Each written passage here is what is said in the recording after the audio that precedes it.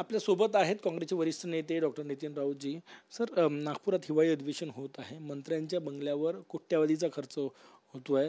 काँग्रेसची काय भूमिका आहे? राज्यामध्ये सध्या अवकाळी पावसाचं थैमान आहे आणि त्यामुळं शेतकऱ्यांचं अतोनात नुकसान झालं.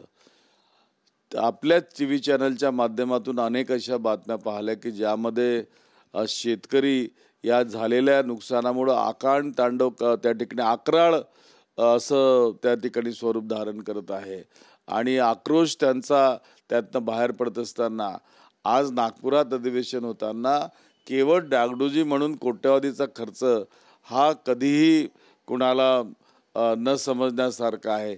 एकीकडे कंत्राटदार म्हणतात की आम्हाला 2-2 वर्षाचे पैसे मिळाले नाहीत, त्यांनी आंदोलन केलं, आणि दुसरीकडे ऐन वेळेवर कोट्यावधी रुपये जर बंगल्यांवर खर्च होत असतील तर 1 कोटीमध्ये तर चांगलं घर बनते हो.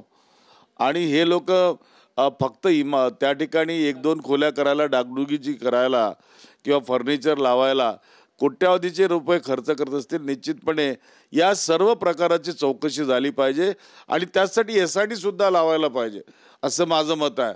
कारण यामध्ये तुम्ही कंत्राटदारांना पैसे दिले नाहीत पूर्वीचे आणि आता नवीन कामं देतात, त्यांना सांगितलं की तुम्ही पैसे देणार. उद्या जर एखाद्या कंत्राटदारांनी पैसे मिळाले नाही म्हणून आत्महत्या जर केली त्याला जबाबदार कोण राहणार आहे?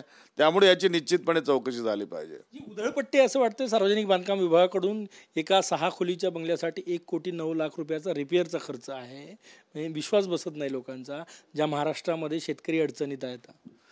ही खऱ्या अर्थानं भाजपा सरकारने चालवलेली सामान्य जनाच्या करातनं आलेल्या पैशाची उधळपट्टी आहे आणि ती उधळपट्टी केवळ स्वतःच्या सुलभतेसाठी, स्वतःच्या सुखासाठी जर हे सुखमयी सरकार करत असेल, ज्यांना आता पंचतारांकित सवयी झाल्या आहेत, त्यांच्या सवयी पुरवायला जर करत असेल, निश्चितपणे याची चौकशी होणं गरजेचं आहे.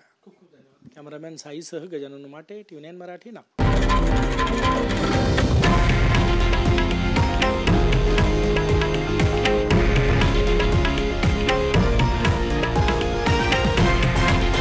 हे आहे देशातील नंबर 1 न्यूज नेटवर्क आणि आपण पाहत आहात TV9 मराठी, एकमेव.